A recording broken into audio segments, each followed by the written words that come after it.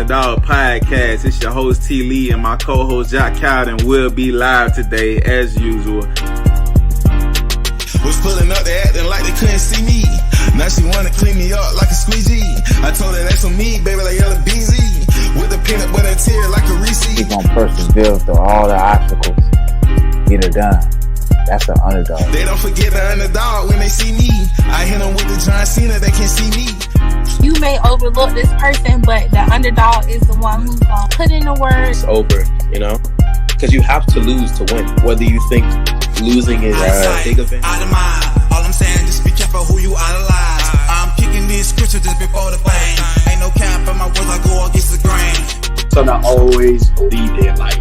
I took so many risks to make this thing happen, you know what I mean? I'm always working, bro. Like I said, I'm energy driven. Underdog can put you on your ass. The underdog can put you on game. The underdog can show you something that you didn't know. Can't go down. All you can do is go up. So are you gonna stay where you at, or you gonna move up? Feel the bangs. Feel the bangs. He said he's nervous. This is his first time doing it. Cut her ass off because she could I can reread.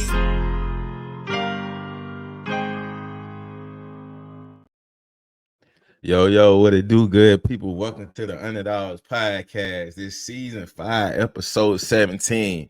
Bang that! You feel me? Featuring one of the OGs, man, from New York, man. When you say hip-hop, you gotta talk about him. You feel me?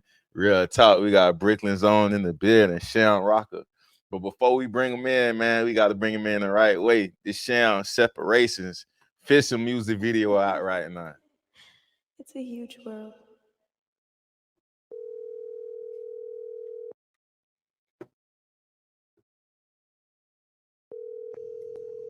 Please leave your message for... Niggas be all up in your face, trying to amp you.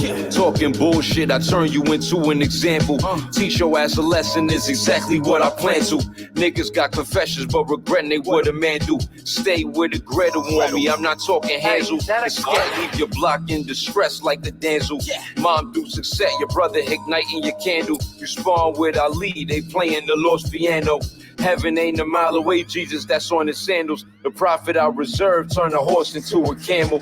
Hiding in the teapot, Glock rests on the mantle. 10 toes, I'm on the treetop. Weed spot got me blazed a bit. I handle a lot of niggas thinking they favorites. The niggas that ain't full of strings, they trying to hang a shit. I fuck the game up like a fling. I mean, we have fun, but to call this shit a commitment, that would be mad dumb. I'm mad, son. It's time to separate the who's from the what's. Niggas don't want money, they want kick it like nunchucks. My plug just hiked up the price. Light hut, the white I got selling for light. They might run up, praying on my downfall, but leeching off my come up. Reason I get from around y'all and squeezing when they fucked up. Come on, man. Reason I get from around y'all and squeezing when they fucked up. I got alarm clocks for when I gotta pay my shooters. They out of town like away games, loser at Hoosiers. One eye wide, other eye squint like Buddha, giant bullets. Catch one in your money tumor. Nigga said I robbed the top spot, that ain't the rumor. Hopscotch, when I pop shots, decorate your room up. Mention me as elite, can't say my name with poop, us niggas stinking sweet. These niggas moving like trees, when I say it never repeat, nigga. I ain't a sheep, thought niggas said something when they making money bags for weeks. Hey, man, real spill. Hey, y'all got to go on YouTube and check it out, man. Can't give y'all all love, man. Separations, man. Sham, for real, man. Bring my brother in here the right way, though, man. Real talk. Yo. Link is definitely in the bio for that. Also, if you want to go check that out. Real talk, man. Hey, man, we got the one and only Mr. Bang Dat himself in the building, man. Real talk. Come on, man. What's going on, brother, man? How you feeling today? I'm feeling good, man. Feeling motivated. Right now I'm working on a new project, so type shit. Motivated. Real talk, man. But like I say, bro, shoot, you family over here, man. You know what I mean? But hey, I'm gonna do you like everybody else. You hear me? For real, because we got to get the story rolled out. We got to roll the red carpet out for you. Definitely. So, man, hey, we halfway through 2024, man. Like, what's how this year been treating you thus far, and like, what's some things you learned along the way last year that helped you get ready for this year? last year I paid very close attention. I think I dropped about 2 songs early in the year. Mm-hmm. For whatever reason, they weren't moving that well. But then once I dropped that third one, I started noticing like, all right, I'm starting to move towards my sound and my fan base and what I want people to actually look at and listen to. So once I got to that third track, I started seeing a little bit of funneling. I did a show earlier this year for a song I have coming out later this year. Yeah. So and why I did a show for that just to get a feeler out and see how it feels. I did a show in Manhattan and everybody loved it. I loved the fanfare. The reception I got from it was excellent. So from there, me and my man started working together, started doing some type of clothing. We started looking at doing some type of merch. Huge World at huge underscore world. That's my videographer. He also is doing media. We're doing media. We're doing some clothing for our music right now. I'm just very excited. I'm looking at the next piece to give the people after that separations video. Yeah, man. Nah, man. I know you, bro, to be a lyrical assassin. And not even just that, bro, just off the head with it, bro. But before we even get into that, man, like, just Sham as the person, as an individual, like outside of your artistry, like, for people that, how would you describe yourself to people? What type of vibe you bring in the room? Like, who is the man behind the art?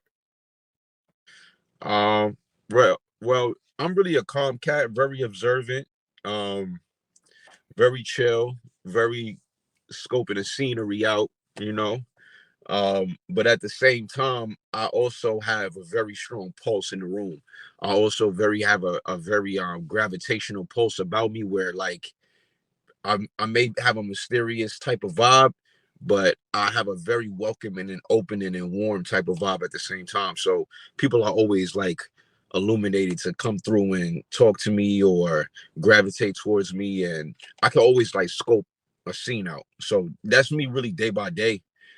Besides that, I'm just a family man, chilling with the fam. I just had a new addition to the family, Kamora. That's my daughter's name. She was born on March 15th. So, you know, I'm like re-entering fatherhood again. So right now, that's like been a big thing for the past couple months. I think actually for the past almost a year at this point. Right in the midst of me dropping this music, I've been Yeah. I've been, learning day by day the little bits and pieces of dealing with a newborn and being a new dad, So I've been working on that. That's my day to day, trying to be like the best dad. Well, not the best, but the best dad I could possibly be. You feel me? Because you know how that is. But yeah, Yeah. Hey, man. I like establish that foundation for my family. So yeah, man, that's me day by day. No, bro, that's real. Congratulations too, brother. If I ain't Thank, said already, man. thank you. But yeah, man, we gonna take it from the top of the mountain. You feel me? Nah, we gonna start at the bottom of the mountain, work our way to the top. You feel me? Mm-hmm. All right, we gonna hike up there, man. So, from Brooklyn, New York to be exact. From your perspective, what it was like growing up there for you?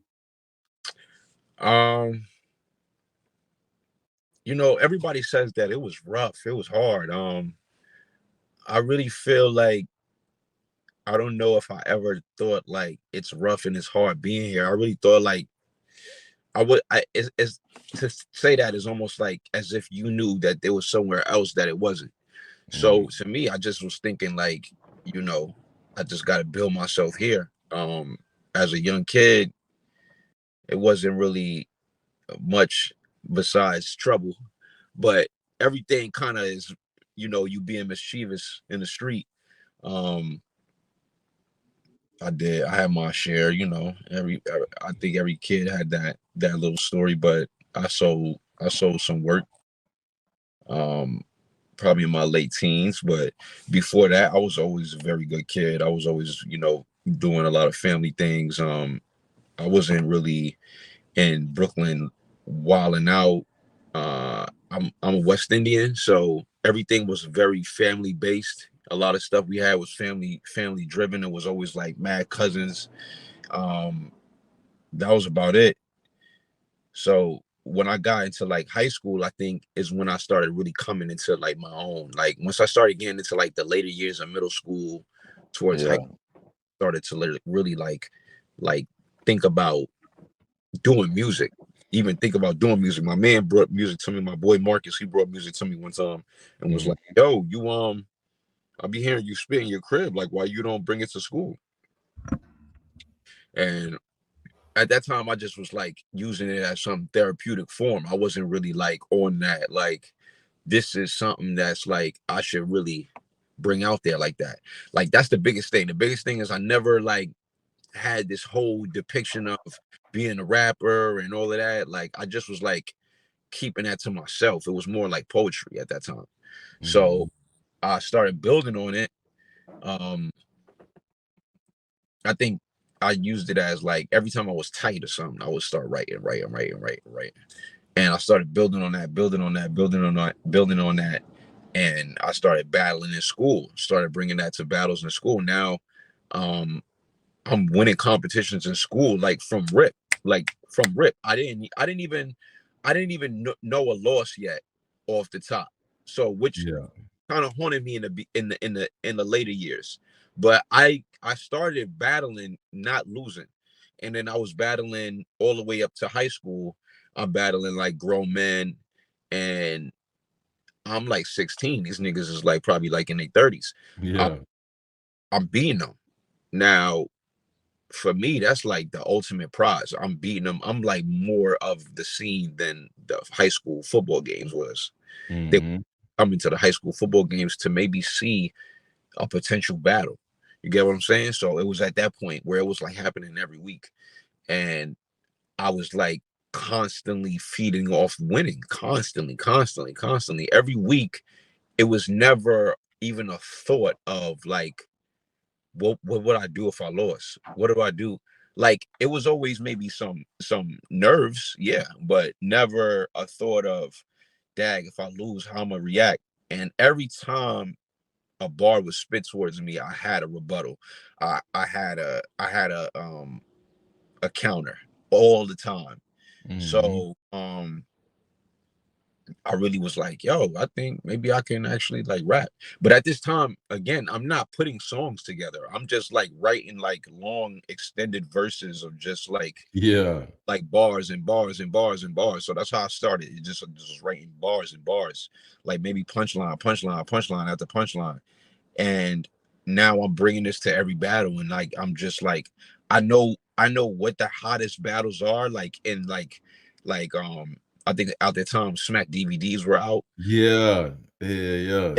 Shout out to Smack. So I know at the time those were out, and I was hearing what they were doing in those, and I knew what I couldn't do. I was like, all right, as long as I'm not saying this, I can get close to the extreme of this level of a bar, but I can't like say this bar that he's saying. But like I'm about to like, skim the fat off. And after that, for a while, I was like building.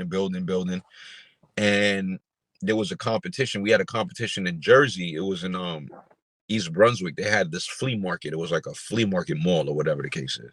So they had this mall or whatever. And they had a battle competition, and it was like 3 rounds. The winner gets a chain and I think $1,000 at the time. So I think I begged my mom to bring me to it. She was like, not. She was like, what? Like she wasn't even like hip to me rapping yet. So I was like, in the midst of me, I think I had basketball that day. I didn't go to basketball. I was like, Ma, like bring me to this battle. Like I promise, like I'm gonna make you. I'm gonna win it. I promise you that. I'm gonna win it. I'm not wasting your time. I'm gonna win this battle. Mm-hmm. So she was just like, what is this he's talking about? I brought like, I think it was my mother, my cousin, my sister, my brother, and I. We all went. And it was just like, I think I went on stage the first round. I was very little nervous. The person ended up going first. I went next, smoked him. Second round, by the second round it came, my confidence was already where it needed to be at. So all I needed to knock out the fact that I was in front of like a whole bunch of people, and like they was just staring at me crazy, like they never seen me before. So once I got that out of me, that second round I was good. He said what he said. Whatever the case is, I don't even remember what I spit, but I remember the confidence level. I remember like just eating him alive. Like I remember that it was like, wow, this is nothing. So I went against him. I seen the other dude who was winning the battles when I was winning at the same time. Eventually had to go up against, and I was just like, I think I could take him. And he was an older dude. Yeah. So before we had our battle, he did this thing where I didn't like. I'd never seen this in the world, but like it kind of like the battles now, where like somebody says something that prevents you from judging them on a certain level, so then you kind of make them the winner. So the dude, before we battle, this is the final round. Before we battle, he says to the people like how he's so happy to get to this level and how like he actually been fighting diabetes or something. Yeah.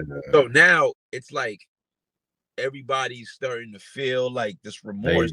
And I was like, at the time I was young, but I still kind of felt like, okay, I guess it was like a backwards way trying to let my guard down. You was like, what this got to do with what we doing right now? Yeah. So when we battled, I still wanted to win because again, my mother's here. I already told her like, Hey Sham, my bad. I want to cut you off. Somebody was saying, was there money in it? If so, how much was the prize? I think you said it, but yeah. The prize was $1,000. There was definitely money in it. The prize was $1,000. So yeah, what ended up happening was we had a tie. So with him I felt so with him saying what he said is where a tie became, because they tried to say like I won, but off the grounds of XYZ. I don't know. Anyway, he ended up winning 1,000. I ended up winning the chain. To this day, I still have the chain. Yeah. Yeah, there you have it. That battle to me was kind of weird, but I took again. I made my mother was proud, and in the eyes of all the people, I won. So it wasn't really until the judges said what they said, it was like it's a tie. But beyond that, it was like everybody was already looking at me as like I won. I got off stage, people was congratulating me, giving me praise or whatever the case is, telling my fam, you know, yo, he's good or whatever. And I think these are like moments that made me feel like, okay, I could take this. I could take this and go somewhere with it. So now at this time, I'm like, I don't know how really good I am. I don't really know like what it is to actually be a hip hop artist or whatever the case is. There's really no way. And at the time, everybody is like getting on by being these ultimate punchline artists. Yeah. Whereas like now you don't have that, and now people are more song makers. So now gravitate towards that. I'm getting out of high school. I'm actually living in Florida now, right? So I moved to Florida. When I'm down here, I'm actually finally this is the first phase of me learning how to formulate like songs. So I had 2 songs where like I made in high school. They were cool, but they didn't have a basis. And I moved to Florida, and I was like, it's cool me having punches, but like I want to make songs. I like to hear songs. I always feel like women didn't want to just hear me rap braggadocious. They wanted to hear like, can you make a good song? Right. So that was always my downfall. Like, yeah, niggas like my music, but like women always be wanting to hear me make a song. So Mm-hmm. I moved to Florida. I'm dealing with I think this guy is a manager of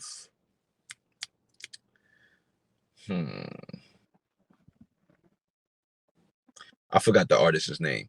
But anyway, I met this other producer, and he was a producer slash manager. So I met up with him in Florida, and he started putting me on to different beats, more southern style beats. What city in Florida? Definitely, this was that? Orlando. Yeah. So him on Orange Blossom Trail, OBT. There was a little studio over there. I forgot exactly what block it's off of, but he started like putting me on to like themes of songs, like topics, like, yo, rap about this, make a song about this, make a song about that, and give me different like exercises. And from there is where I started like really being on some like, I need to write every day. I need to write all day. I need to write like this amount of songs. And I used to just have a notebook that I used to just keep around with me, just filling up notebooks of just music of songs that I never even actually recorded.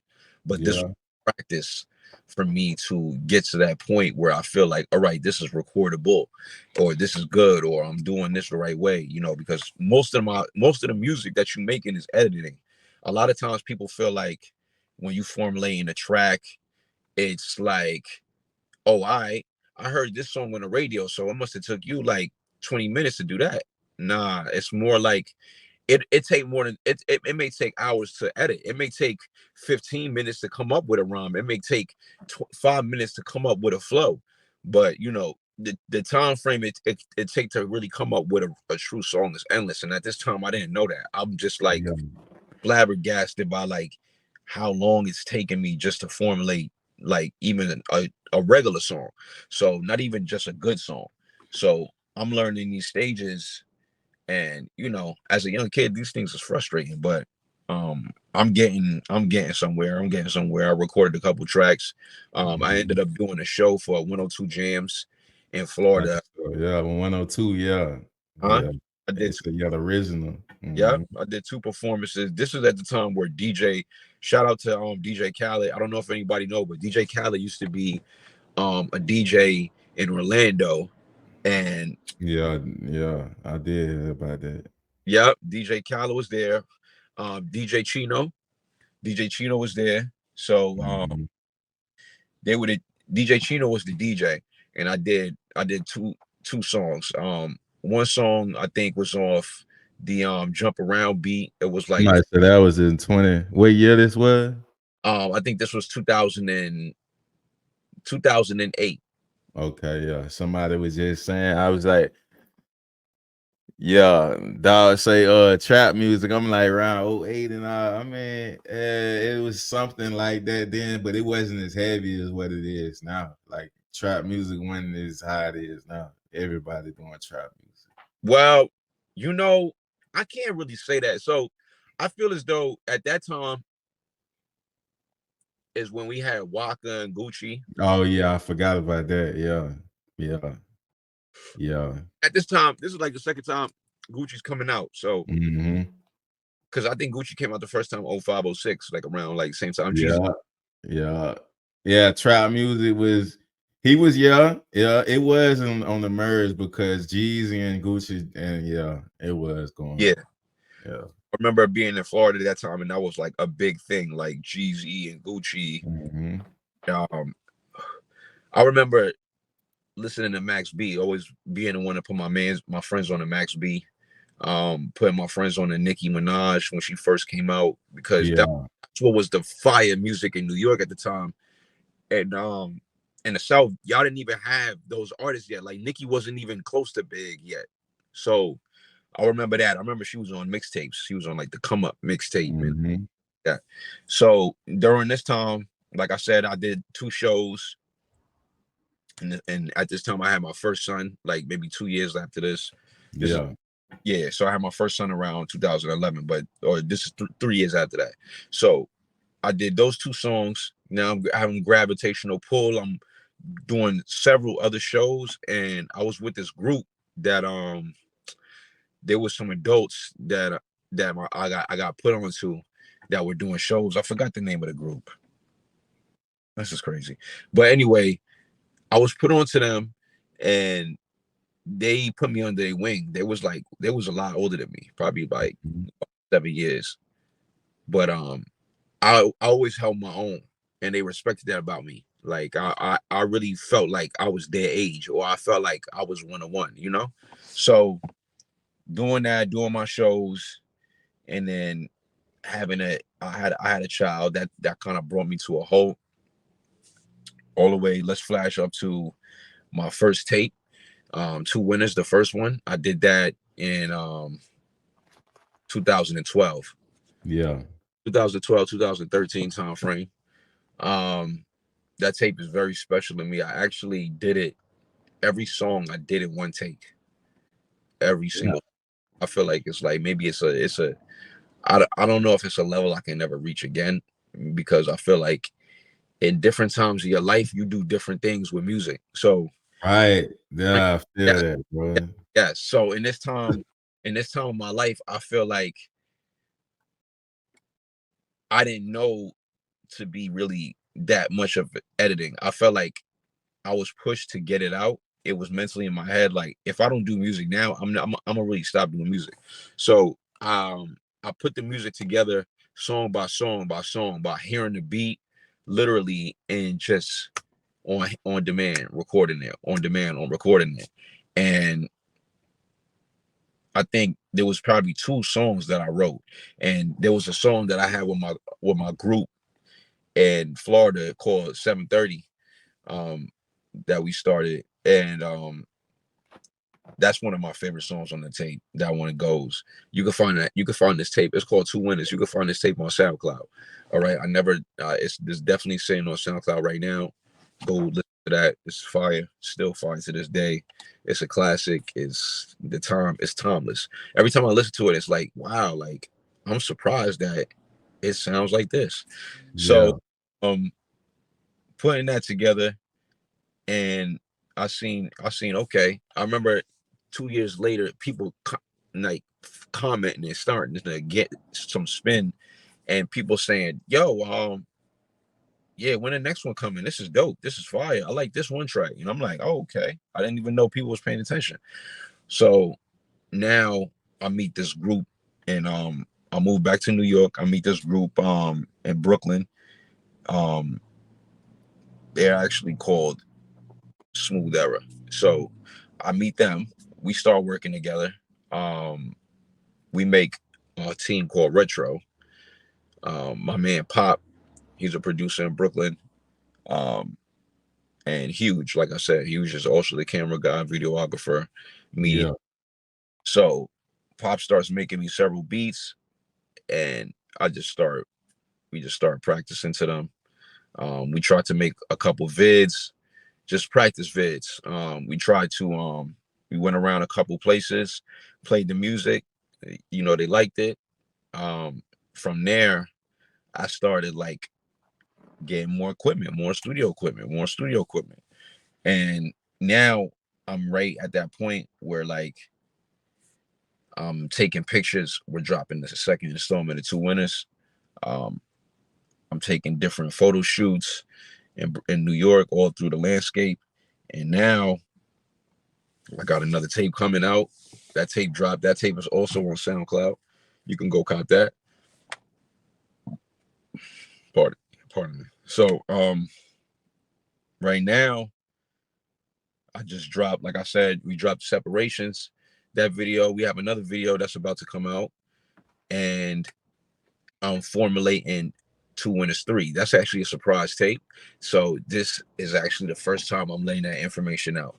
So Two Winners 3, I'm actually plotting on, and that's what I'm excited for right now. I've been having several singles drop since Two Winners, the second installment. I've been dropping single after single ever since then. And you can find all these singles on Apple Music. If you go to Sham, you could type my name in, Sham, type my song title in, Sham Separations. It'll bring you to every song that I dropped up until now. So you can definitely check all my music out on Apple Music and all platforms, Spotify, everything. Sham. Just type Sham in, you're gonna see my name pop up. Everything's there. If you don't, you could go to Sham_retro on Instagram, and the link in my bio for all my music, for everything that I'm talking about. But yeah, there. I also came out with a Sham shirt, the shirt that you got on right now. That shirt. Yeah, man. You feel me? Got support. Thank Nah, man, real talk. you. Feel me? So You that know, was a prototype shirt right there mm-hmm. that we came out with. It was beautiful. I really that shirt formulated the plan for my website, Pack Leader. So if you go on Pack Leader right now, it's called pckldr.com. pckldr.com. If you type that in, now you're gonna see my video right there. You can also go to the shirts, my merch. You know, these are all of the shirts. These shirts derived from that shirt. So that shirt was actually the prototype, and that sparked the idea for all of these shirts right here. So, you know, I'm excited for that. Y'all could go cop these shirts right now. That bitch stupid. I gotta call that bitch. I was looking at it for a minute. Ready. So as they purchased they ship to purchase. So, you know, just definitely look that up. Like I said, as soon as you go to the site, the video is right there on the front page. Then you press the menu down and you'll get all of the shirts. That logo itself is just hard, bro. Appreciate you. We running with the bag, man. We trying to get the bag and we trying to go. We trying to, you know, emulate. Everybody really don't have that much time on their hands, but everybody do definitely need that bag. So that's what we trying to go after, and that's what we pushing forward. The music definitely emulates the brand of what Pack Leader is. It definitely emulates you know, get it in and go. It definitely emulates that. So that's what I'm trying to bring to the table. My next joint, like I said, Man and NY, the next video will be coming out in the next 2 months. The song should be dropping soon, so be on the lookout for that. That's gonna be my next single. Right now, you can still listen to Separations. Like I said, that video is still dope. I still think it's underrated.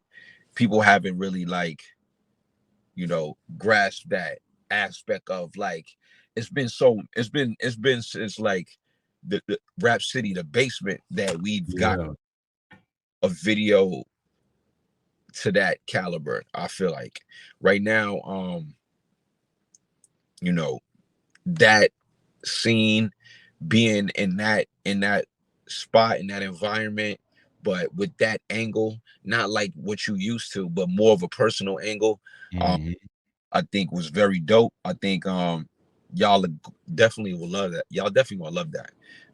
Sorry about my words, but y'all definitely will love it. If y'all haven't already. And yeah, man, the new music is coming. Be on the lookout for that. Like I said, I'm very excited for that. Every day I'm working nonstop to bring y'all some new heat. So yeah, Sham is definitely on the way this year. The drops are definitely going to be a lot more consistent now. Like I said, congratulations, but that party is about to slow down, and I'm about to ramp back up onto that music. So yeah, man, just be on the lookout for all of that. I got some surprises too along the way. Real talk, bro. So being that you've been in the game as long as you've been in the game, you feel me? Like, what keeps you motivated and passionate? And like, what's the passion behind the music? Because, you know, I always look at it like, once you get into it, it's really like no necessarily, like, you can detach from a lot of things, but when you really truly like that's the thing that you really love to do and all that, it's like it's really no separation, bro. All I feel like is, you know, even if I took a break as an artist, you know, I feel like as soon as I come back to it, it's just like a reawakening, but a whole new different artistry to it, you know. My motivation is feeling like I'm not the best yet. I had it in my mind now. I am the best. And sometimes I hear other artists, and not in an envious way, but there's things that I may hear that I may like. You get what I'm saying? That I may not, that I may want to be a master at. And I think a lot of times that's what's motivating me. That, and like, I already told too many people at this point. I always say that I already told too many people that I do music, and already too many people have seen that I do music for me to not always sharpen my sword. Nah, for real. You get what I'm saying? It's like, you can't tell your parents you play basketball, and then when they come to your game and you sitting on the bench, and, you know, at least have an explanation for why, like, yo, listen, like, but you can't tell them you're an all-star and then they come to the game and it's like, wait, what? So with that, it's like I come out the gate with a certain type of confidence and energy for my music that I have to back up with constantly sharpening my sword again. And when I was younger, it was always like something to do. It was like a self-help thing, Yeah. like being a hip hop artist, or not even being an artist of any nature, will constantly show you to be reflective of yourself, or like your mistakes, or like what you're not doing or what you could be doing. So you always kind of have a self-talk with yourself as an artist, where you're like, I could have did this better. I need to do this better. No, I'm cheating myself because of this reason. And all of those things come from, me sitting down and writing. And then it's like, did I really put in my all into this? No, I know I didn't. I did it because of this. I was distracted here. I was doing this here. And all of those things like come together as an artist. So those are things that motivate me to keep constantly sharpening, keep constantly getting better, keep constantly going. You know what? I can't quit. I got to keep doing this. Nah, I feel that, bro. And just like, from me to you, from an artist to another artist, bro, it's like I was there during certain moments, bro. And Yeah. it's like, I remember, I was like, damn, what the hell? Like, when I think first was around you and we started doing music, I used to be like pen and pad all the time, bro. I wasn't a freestyler. I was just like, bro, you was one taking shit and freestyling out the head. And I'm like, bro, you rap like you wrote that bit, bro. And I was just like, that's just right. I don't know. It's like if I felt like I was recording a song, we recording this, bro, I gotta come with something every time. Cause I knew how you was coming off the head with that bit. I'm talking about like not much thought into it. It's like, bro, I could have spent 30 minutes, 15 minutes writing in verse, bro. Then by the time you get on that bit, you just lay that bit down, bro. For real. I was like, God damn. It's crazy That because was motivating though, man. Cause I was like, yo, that can't come half stepping. yeah, I feel like my skills heighten when I'm around other artists. So flashback to that. We had a group called 730. Me, you, Big Dog, Sly. We used to sit in the studio. We used to sit in a room, and two of us in a closet with the closet door wide open, and like with the mic hanging over us, and all of us writing a verse. All of us, like, now while we're doing this, in my head, this is competition. This is, I gotta write the best verse. I gotta write the verse that kind of also is the glue verse.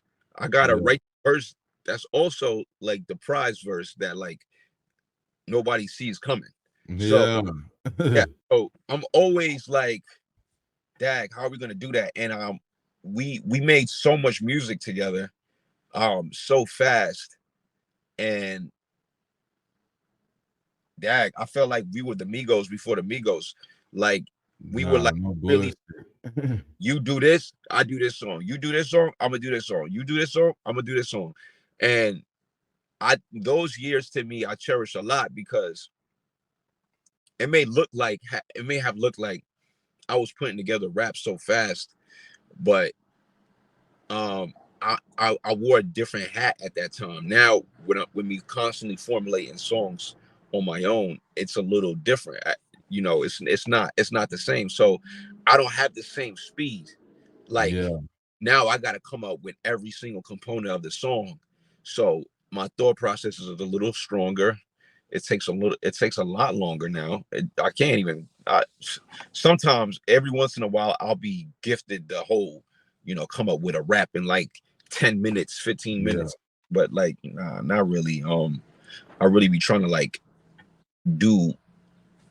I'm always trying to do what I didn't do in the last track, or I'm always trying to do better every single song now. Then we were like in competition verse for verse, and it was, man, bro, that, like you say, the work ethic was crazy, bro. The great. amount, like you say, how fast it took to even come up with it, bro. I just be thinking back like years like that, bro. It's crazy. Yeah, none of us knew what we were writing.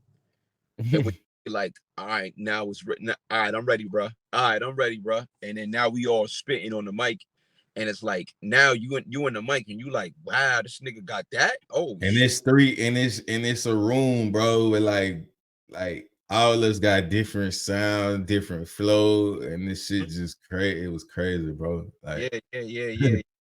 So that shit was the time, bro. definitely a time, and that definitely taught me a lot about work ethic. I didn't know about work ethic up until that extent. Like not like that. Like I worked on my own, but like to like be like that was like, nah, we on a time frame. Like you can't be yo, you got that song? I remember I used to get a text. Yo, you got the song, you got your verse? All right, yo, we working on these beat after beat after. Now I'll be getting the beats. I just be like, damn, I don't know what to do. But nah, bro, I feel that shit. It's not as fast, but because now I gotta really make a song. So now when you hear a beat, it's like I can't just give them some microwave shit. I gotta really give them some shit that even adds up to be some microwave shit. You get what I'm saying? Yeah. Like you gotta really think that shit through. You can't just be giving them the same bubblegum shit you was giving them before, because they like more advanced shit now. So you got to give them some more melodic sounds. Yeah, Malaya, they like a little bit, or the beat might drop right here. You sounded different, like you change your flow in the middle of the song. Yeah.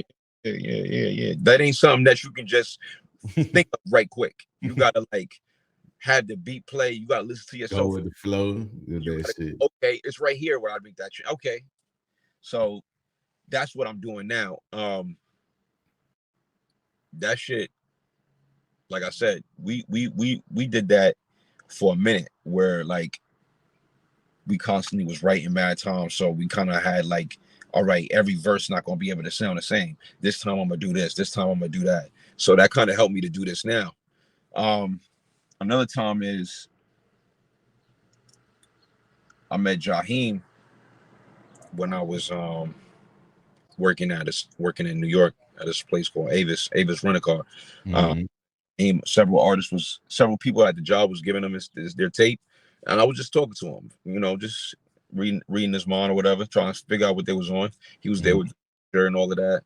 So I didn't even tell him I did music until the end, and then we was just chatting it up. He was like, "Yo, you should meet me at in Jersey or whatever." So I met him out in Jersey. He had some big crib, like I forgot where it was at, but I met him out there. And this is before all the Jaheim is going crazy and all of those things. Yeah. So when I met him, it was like I haven't heard about him in a minute, but he make like classical R&B, so he's not the type of artist you're gonna hear about all the time. So I'm like, wow, like this is dope. Like my mother, I grew up listening to this nigga. So anyway, I'm not one of those niggas to be starstruck. I'm from New York, Yeah. Way my family raised me, I never was starstruck. Like you bleed, like I bleed. I don't really care, like So, he gave me his math. He gave me his number, whatever, and told me to meet him up. I guess link him, and he had a studio in his crib. So I ended up recording the studio for mad long or whatever. And he fucked with the music. He had me freestyle in front of Atlantic, in front of a couple label heads at Atlantic. that was very dope. They was telling me, you know, very good things. We didn't sign anything over there, but they did want to work. What happened was, at the time, I didn't really know anything about signing. Jaheim wanted to sign me, so I was kind of like more on some, all right, let's see what he wants to do, you know? And my family wasn't like how these other artists are, where their families go, oh, all right, they'll get involved. And but my family was on the outskirts, so it was just me. And I was just like, all right, you know, this is like my first time meeting even an artist. So I was just going around with him, doing what I felt like a person who not signed, just trying to get signed would do. You know what I'm saying? Like, be under the main artist. I went out to his spot several times, recorded several times. Again, this is before the Jaheim is crazy and all of that. And he was mad cool. He was very cool. My fam used to come to my house and actually like sit in my living room, spend time with my fam. Never came to any of our events, but I didn't expect him to. But anyway, you know, he was just mad cool. Like, he always would stop by, and like, he always wanted to work. Like, let's work. So we worked a lot. What ended up happening was, I guess, I don't know, but at some point that did come into play, the whole him going kind of kook. Yeah. And I don't know, and I don't want to fully say that because I don't know that to be true. But what I will say is, we kind of like I didn't see him for a minute. Like, all of a sudden he just like vanished. You know what I'm saying? Yeah. All these things happen, and then people are bringing it to my attention, and I'm like, wow, like, I didn't even know any of these things. But he did teach me a lot about the game. He told me, like, you know, listen to the verbiage of what everybody is saying. Don't let nobody take advantage of you. And he was always like pushing, like, don't put stuff out, and because of like copyright reasons and all these things, and making sure that you had your name on stuff before you put things out. So he was always game. Yeah. And at the same time, so this is kind of before people start doing streaming and that type of thing. So at this time, this is dope information, but streaming wasn't a thing yet. And you know, now it's like our artists will put a song out in a day, you know. So, and then you got to be up with the time, so you got to pick and choose what you do and what you don't. But I did learn a lot of information from that, and I do use it on my day by day. I do use it in my work ethic. He did teach me a lot about my recording and like how to make sure like you recording something worthwhile and not just, you know, just anything. Right. Something timeless, you feel me? Yeah. He did show me about foldering work. Like, he showed me how to categorize songs into folders. That way you like, all right, I have these lists of songs, these type of songs, these type of songs, these type. I didn't even know nothing about that. I just was like making the songs that I know how to make only. And he was like, nah, bro, you got to broaden your horizons. You got to, you know. So that's when I started telling myself, all right, even if I don't feel comfortable here, I got to learn this pocket so then I can. So he taught me how to really expand and really become a true artist. I can say that. My dad definitely was there as far as like bringing me to places and showing me like you got to be willing to do whatever. Like, my dad was definitely doing that. We were like definitely in going places here, not getting no sleep, maybe running on 24 hours just to make sure we got some quality content out, some quality music out, or made quality music. So he definitely showed me that. He definitely showed me like, yo, we just falling asleep in the car. Yo, wake up. And get the car running. We about to be out. And it would be like that. And then we would just go from here to here, go to this studio in Tampa, go to this studio, and trying to build up. So throughout those times, I learned a lot. So now I'm at this point where I'm really about to take over.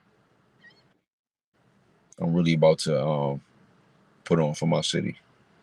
Nah, I'm feeling that, bro. Cause it's like, man, for you to have the experience and for one, to come already, out of where you from, you feel me? Hip hop is such a thing, bro. It's just like basketball, it is New York, it was the melting pot, bro. Everybody can say what they want to say, but New York definitely the melting pot for a lot of things, bro. Like, especially when the time, like you say, when it comes to music, I remember like, from when it started up there, and then when it transitioned kind of fully down south, and then it started spreading around. But yeah, people can't forget, bro. It's like New York bred a lot of things, man. Yeah, it started up here, but it's crazy. I think me being in different regions, especially South, I never was stuck to the New York sound solely. I may think I am mentally, but my sound is not solely just a New York based sound. I'm never exactly what the New York sound is. Right now, the New York sound is drill. I don't make drill, so but I'm definitely worth your ears, worth the time. I'm definitely like an interesting sound. I'm definitely like, like what's here? Okay. So with the New York sound, it's like it's definitely been a great influence to me, but the South has definitely been a great influence to me also. You already know it. Yeah, being around y'all has definitely been like a very big influence to me. You think I lived in Florida for like 8 years. Yeah. And what's crazy, bro, we didn't stick to one sound, bro. We literally, like, it was a time, bro, you had sound click and stuff like that. It wasn't no tight beat. It wasn't no tight beats and shit like that, bro. It was just a vibe on just whatever. If it sounds good, let's go. For real. Yo, yeah, we did have SoundClick. We used to be on SoundClick every day for beats. Bro. What? We didn't have, it wasn't no, this sounds like this artist or this sound. It was like you going by producer and they feels. You feel me? And producers was making more original content, bro. Then it wasn't no, I'm trying to make it for this artist. Because nowadays I feel like YouTube producers and stuff, they be trying to produce for a certain artist. So, because I seen a producer I used to get beats from. And I think now he do beats for Key Glock. But before he did beats for Key Glock, he was making like his own like sound. But now I guess his transition from what he used to make to now all his beats say Key Glock type beat or some type beat. But before that, he was just making beats, bro. Like, but yeah, I guess that's what some producers doing now is with a YouTuber, they like gunner type beat. They make nothing but gunner type beats. So they looking for the artists to come across their beats now. If they come across their beats, then I guess they look for them to sign them or something or whatever, work with them. Which I get the strategy, but when you got an artist that's like, we looking for a certain, we just want an original sound, you feel me? I think SoundClick got me thinking like that because that definitely was one of the ones, bro. Yeah, SoundClick, yeah. I feel like now artists that rap want to sound like other artists that they see. So that's more so why these producers are doing that. I think that's really what it is. It's like a person what not, you know what it is? A lot of artists don't have direction. So I think that's the hardest thing as far as being a hip hop artist is like, what do I want to sound like? Like, yeah, I know how to rap, but like, what consistent sound do I want to have? So that's where it comes into the tight beats, because then people start going, all right, maybe I want to sound like this realm of an artist. Maybe I want to sound like this realm of an artist. So you can still, to me, be original doing that, but it gets crazy when you start overly sounding like the artist that beat is for. That's when it's like, all right, you're taking it too far. But if you eat and you try to add your little flavor to it, then I think that's dope. And I think that gives you more range, because then you understanding, all right, this is the cadence, this what works on these type of beats, this what works on these type of beats, because that's really what it is. It's a formula. And in an artist is not just an easy thing. It's like formulas. Like you got to figure out, all right, this formula works on this, and it's you coming up from scratch figuring out what formula works. So it's trial and error. But hey, nah, for you to say that, bro, I was like, bro, that thought ain't never come to my mind. Damn, 14, whatever, how many years ago, it was just like, I'm going. But now when I sit here and actually evaluate what I was doing, it's like, damn. Yeah. It hit different, bro. To build up, but like it's like math equations with hip hop. It's like everything not going to work on it. I mean, the fans gonna tell you what's gonna work on it, but like in all reality, sonically, there's probably like 2 different styles of a cadence that's gonna work on it, and then you're gonna figure those out. So that's what allows you to do the beat switch and then to have a different flow. You don't have different flows when you do the beat switch, you have one. So that's where it's like, all right, it's really like 2 different types of cadences I can use on here. I gotta figure them out, and that's where we coming across. That's where it's like it's going to take me more than 15 minutes to come up with this flow for this beat, because it's more thought into it. It's like I'm when I was younger, we was putting music out. We wasn't even able to put music out to this amount of people. You know what I'm saying? Oh, right. That's crazy. But what's crazy, more crazy too, bro? I done figured out. I didn't want to cut you out. I figured out how to get the originals, get our stems back, bro, from them songs. So I'm actually working on like re-releasing it, bro. Like actually putting that shit out now, bro. Like I done figured out how to take the stems off the song, like off the beat, separate them, and put it back together and kind of mix that shit how it's supposed to be and make it sound better. Like I've been putting a lot of them on, some of them on the podcast page and shit too. Yeah, like, yeah. Shit sounds way more quality than when you listen to the original shit. yeah. Even and then on top of that, it's like that and that was so original, bro. Like so it's like that. I mean, we all got studios, so we can revise that's like the forefront. But like I was telling you recently, like us working on some type of music, I think will be dope because it'll bring back that feel that I still don't think that pocket has been closed. Like especially now where there isn't any group in hip hop, there really isn't a group of artists in hip hop like that. No. If we can there's a pocket to give them that tape. You know what I'm saying? So the energy, bro. It's now, always gonna be there. That energy, bro. It's like that shit, bro. When they come together, it's like, and I used to always look at it like, bro, essentially everybody's helping everybody in here, because when you throw this idea, you done gave me 2 or 3 lines or a thought. I done took this thought and done took it and put a whole verse together out of that shit. It could have been anything. Like that shit was crazy. Yeah, we all did that. We all like fed off each other. I think that's the beauty of like doing music, is like that gravitational pull. How everybody just like all of a sudden, oh, now I have this. There's times where I be stuck, and I may bounce off to an artist that I mess with. His name is Casso. I may bounce back off to him, and he may be like, oh, it's this flow, or oh, it's this, or oh, use this, or maybe you could try this. And then it's like, oh shoot, wow, I didn't even. And now I'm here. Now I'm like 2 songs in. Now I'm like, so it's a magical thing, man. And it's very hard, but it's beauty in it. It's a lot of beauty in it. It's like shaving a diamond when you're making a song. It's like once you get to that song, that great song, it's nothing you can never take away from that song being a great song. But the work it takes to get there is like hell. You know what I'm saying? But it's always worth it. Nah, fast, bro.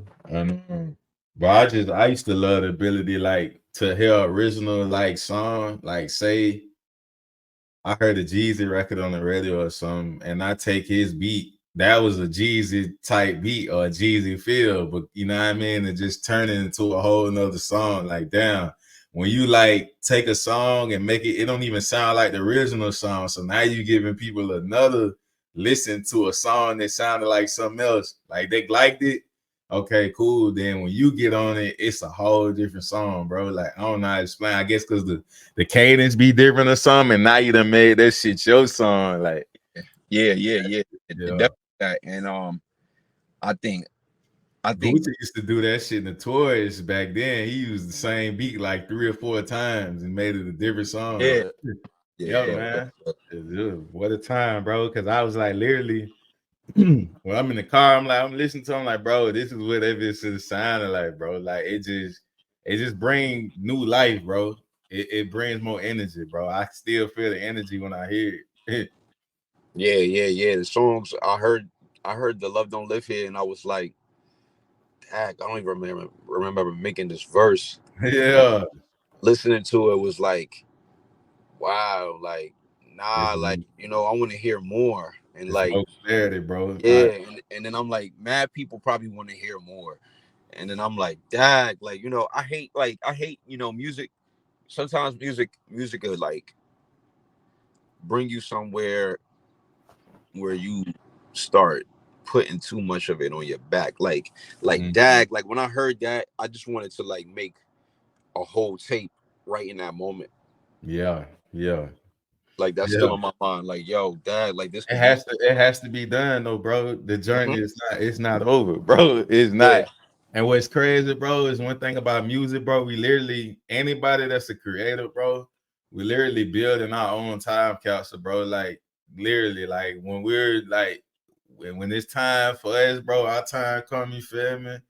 It's like, bro, we got all this to leave behind. Like, it ain't just a memory. Like, you can hear my voice, you can see my videos. Like, that's why I start thinking like that more as I keep like it's life key lifing, bro. I'm like, bro, like that shit mean a lot, bro. It mean a lot. Yeah, that's your stamp. That's your stamp. That's what you have to show. That's what your kids have to show other people. Like, yo, look at my dad, or So I think about that too. Like, yeah, like my son can be like, okay, yeah, dad, I remember that video. Now I see this video. Now I see this video. Now I see this song. Now I hear this song. Now I can hear you getting better. Like, like those things is very strong and influential to me. So I'm always thinking about that. That's a fact. So I could definitely relate to that. Yeah, man. Man, I ain't even get to ask you though, bro. But who are some of your biggest influences? You feel me in the game coming up? Like you feel they gave you inspiration? Like who you got in your top 3, bro? I ain't gonna even give you 5, bro. I'm gonna give you a top 3. Top 3 all time. So when I get into a certain bag, when I get into this bag where like I really gotta kill this track, I still to this day listen to Big, Life After Death. So I would have to put Big number 1. Yeah, I don't want to sound cliche because I'm from Brooklyn, but I definitely got Big number 1. Number 2, another cliche, probably definitely is Hove. And number 3 is probably Fab, between Fab and Jada. Damn, man. Split. You got split. These my top 3. Yeah. Like when I was young to now, I think these are the top artists that like was smoking beats up. So Fab was hard, bro. That was on Fab wave, bro. Even with the mixtapes, like that's the thing people don't like with in our era, bro. Well, me personally, bro, I used to listen to everybody, bro. I think that's what helped create, help me be creative as I could be, bro. I used to listen to everybody, like, bro. My CD books used to have a little bit of, I'm talking about New York, down south, West Coast, Midwest, like shit was crazy, bro. And then I dissected everything, but like I remember when 50 came out, bro, but I was getting 50 stuff before, like Get Rich or Die Trying, like the Power Dollar and all that, bro. Man. Shit was different, bro. Yeah. So, I think the first time I heard Jay-Z probably was it wasn't Reasonable Doubt. It was Mhm. Hard Knock Life. Yeah, the first time I ever heard That CD. real. Yeah, You Know Yeah. Me Well from Nightmares of a Lonely Cell. Um, yeah, that was the first time I heard Hove. Big, I heard growing up, like all the way from like a bit, like a little kid, all the way up to like 6, 7. Yeah. So Biggie was like the soundtrack to like me getting up in the morning to go to school. So like Big was like, Yeah. and Fab had this run. So Wayne, I could put Wayne in there too Was it because DJ Clue? DJ Clue? Desert so Storm with yeah. Fab. Desert Storm. Yeah. So what I was saying was yeah, it was Desert Storm, but no, what I really want to say is it was when he started doing There's No Competition tapes, all the way to 3, and then he started doing the soul tapes. And in this time frame, Wayne was I was also just doing the about to say, droughts. I know Wayne had to Yeah, have something to do with that. yeah, Wayne was definitely doing the droughts, and that's really what like made me like be like, yo, we gotta get on all of these different type of beats. Yo, we gotta spit like this. We gotta do this. We gotta do that. Like during those times is really what like made me formulate as an artist. Like, all right, like, yo, like these niggas is like making music, like tape after tape after tape. I remember every Wayne tape, the Yeah. dedications, all the way. Yeah, so those were big to me. I remember we used to be waiting for those. I remember it being like hot as hell in Florida and sitting in the car with no AC on, like blasting some Wayne, waiting for some Wayne to come out. That feeling, like I always wanted to like bring that feeling to like to people. I wanted people to wait for my shit in a car, sweating their ass off, and be like, "Damn, we got that Sham!" Like, you feel me? Like that's that shit that like, yeah, that's a dope feeling, you know? Like Yeah, at any because I point. remember, I think that Piff was it then. Yeah, I Yeah, used to that jump Piff, on that Piff. Yeah. live mixtapes. Yeah. Yeah. We used to be on those heavy, just playing mixtape after mixtape. That started making me feel like anybody can really do the music shit. Like I remember like when I was really Yeah, young. look, it was that for us, bro. Now it's Yeah. like fucking Instagram, now that take it to a different level now, bro. Reaching people like, man. But when I was really young, there was the album. There was like every artist made an album. There wasn't really Right. mixtapes. So Right. yeah, Fact. so that's when it started feeling like I could never do music. And then when they started doing the mixtape, 50 Cent came out and the mixtape came out popping. That's when it was like, all right, maybe like niggas can probably do a mixtape, you know? Yeah. And then niggas started looking up the price of like what it really costs to do a mixtape because you really couldn't do one unless you had a DJ hosting it, and niggas got away from that. And then niggas started peeping how niggas started making tapes without a DJ. And it was like, oh shoot, like these is not mixtape, these is albums. These niggas is dropping a demo, like live in person. Like low key, when you think about it, Hand-to-hand transactions, bro. They was moving yeah, them like drug, really, bro. there's no demo now. Like an artist doesn't make a demo. He just puts his music out in the public, and the people tell you if they like it. You know what I'm saying? So that's where it's like, you know, me, I'm more so I really formulate every track to go out. I hold tracks maybe for time frames, but every track I give out because to me, I feel like you never know which song is the one. The one that you don't like is the one that they like. So I just like give every song that I make. It's like it could be possible that this could be the song that everybody likes. So all them songs is going. And that's how them artists were showing me. Like it felt like Wayne was just putting every song out. Wayne definitely inspired a lot of folks to be on that train, bro. Mm-hmm. When you start looking at certain artists, when he was putting out as much like content, bro, and you start seeing your favorite artists drop tapes, bro. Like, Yeah. That's a that's fact. real, bro. So from the merch and the music, bro, like what do you manifest for yourself before the end of the year, bro? Like what's some of the things you see coming in works already, like that you already moving toward? So lately, I've been just really taking things one day at a time. But Mhm. as far as the clothes, I'm manifesting a commercial out for the clothes. So I'm Yeah. having a I commercial. haven't seen no real like Yeah, you haven't seen it. yeah, I Yeah, ain't so seen it in a minute. I'm in a minute. So now what I'm gonna bring a commercial. I'm working on that. With the of the clothing line, I want to bring that to Instagram. I want to bring that to as an ad. So I'm basically building my own ad. Um, that's one of my goals. And one of my other goals with the music is I want to get several more shows under my belt. Um, I know this music thing is some years time, some several years that you got to constantly be working at it. So this year, my goal is to acquire a stronger fan base and have everybody feel like I'm must see TV. Um, that may not be literal content on the gram, but it may be content on my website. So that's where I'm trying to push everything towards. I'm trying to Yeah, get for real. more traffic towards my website. I'm actually garnishing good traffic now. So I'm trying to get more traffic. So if y'all can definitely tune into my website, definitely tune into that. Pack leader, she is right there. I'm definitely trying to get um that going. And you know, everything else is gonna take care of itself, man.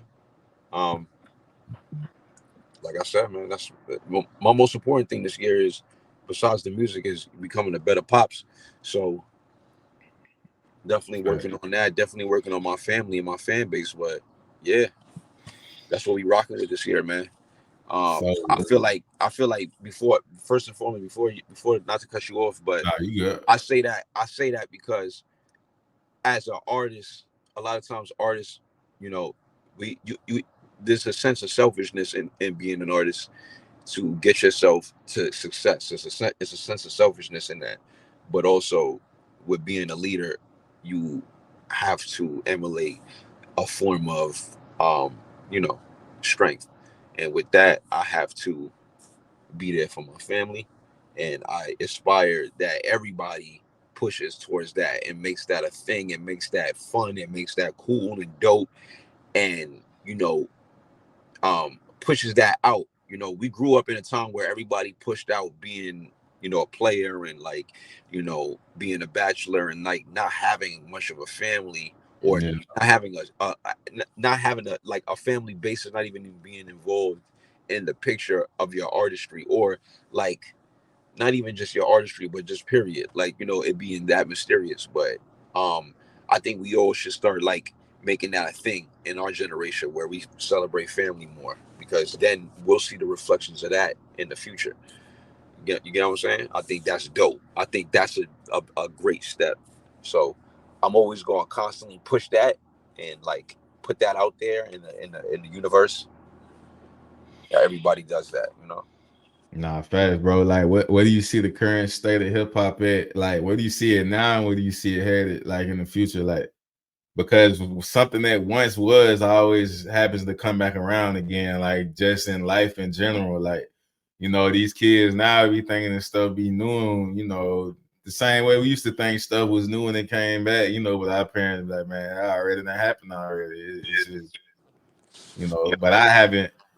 I don't know. I feel like right now hip hop is in the state, bro, where it's the door is wide open, bro. And if you're original, you're gonna slide right through the door, bro. Like, 'cause- Um, yeah, I feel like now it's a state, just like you said. I feel like everybody has a chance right now. I feel yeah, like, right. especially with the battling going on with Kendrick and Drake, Mm-hmm. um, there isn't really any actual like hip hop songs Music. out that like to the point where like it's actually a starvation in the game where like anybody can kind of come in the door right at this moment. So this would be a perfect time to get a start. I feel like the game kind of does this every once in a while where it goes into this great drop and Right. then like a whole bunch of new artists can actually come in and you don't even know when they came, but it's like it's usually in moments like this when all of these artists start making a push. So, you know, right now I feel like the game is in a perfect state, especially for hip hop, for rap artists, um, for original rap artists too, and for rappers who just rap. You know, Right. I Nah, don't feel like everybody has to come out being melodic now. So yeah, I feel like right now it's a perfect state for the game. nah, real talk. I feel that, man. Because like you say, you know, the music we consumed earlier, like you say, we was getting albums, we was getting mixtapes, it was a lot of content. Which, you know, when you came up in a time period like that, and you're creative, it inspires you and it fuels you. You know, kind of gives you the formula. Uh, but yeah, man, brother. Like I say, bro, it's definitely an honor to always have these conversations with you, bro. You know what I mean? Yeah, And man. Yeah, it never really was a time to really like time had to pass by to be able to create this moment, bro. You know yes, what I that's a mean? fact. That's definitely a fact. That's definitely a Cause it's fact. like it's some stuff I heard of, but I didn't really, you know what I mean? So it's just like at the same time, I'm listening as if it's my first time hearing it, bro. Cause some of it definitely was my first time, bro. So it's like Okay. it's definitely like I say, bro, it's something that has to happen, bro. You know what I Yeah, mean? Like, you know, roll the red carpet out and give you your Grammy. You feel me? Straight up.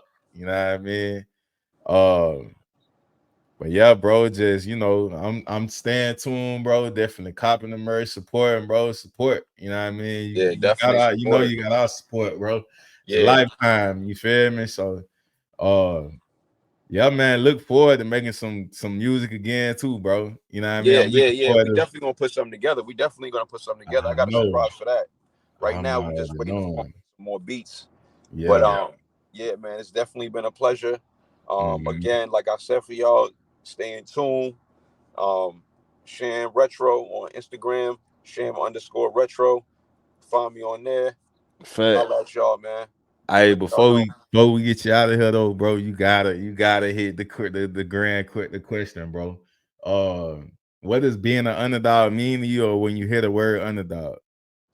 All right, so me being what an underdog means to me is like when you came out of nowhere and nobody had much on you, nobody had much information on you, nobody had much of anything on you, but you defied everything and you went against all of that. Even if you had zero stats, you still went your hardest and outshine even the top person in that field. Um, the underdog, you don't even have to it don't even have to be an outshining somebody. It could just be you coming from, you know, somewhere where you wasn't even looked at, and now you even getting one look, two looks, three looks. You know, underdog is just working from the ground up, man, just striving to succeed. Nah, big facts, man. Y'all heard it right here, man. You feel me? Season 5, episode 17. Bang that. You hear me? Straight up, man. You know what I mean? My brother.